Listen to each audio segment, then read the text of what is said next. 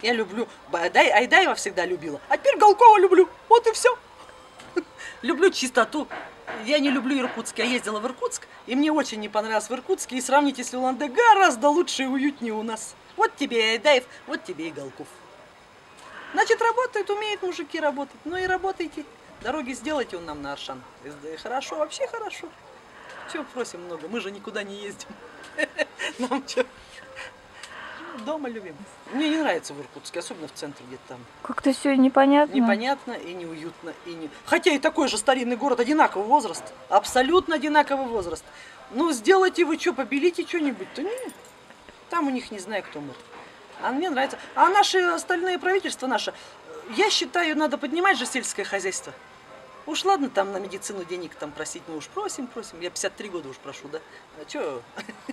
Да, хоть сельское хозяйство как-то поднимите, да? Ну, поля же есть. Вот это мне все время обидно. Ну, обидно мне и все время. Ну, посмотрите, какая-то маленькая Голландия, все масло, везде молоко, у всех молоко и масло и сыр. У всех из Голландии вот из такой. А у нас сколько бы можно было молока и сыра сделать?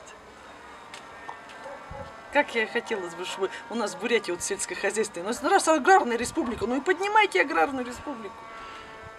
Заводы стоят, по крайней мере, работают. Ну и спасибо. Хоть у меня муж на ЛВРЗ, да хоть спасибо, работает. Наш ЛВРЗ любимый тоже, наш завод. А ТСК закрыли, да? Приборка работает? Приборка работает маленько в некоторых цехах. Наш ЛВРЗ любимый. И наша железная дорога, которой я буду всю жизнь благодарна.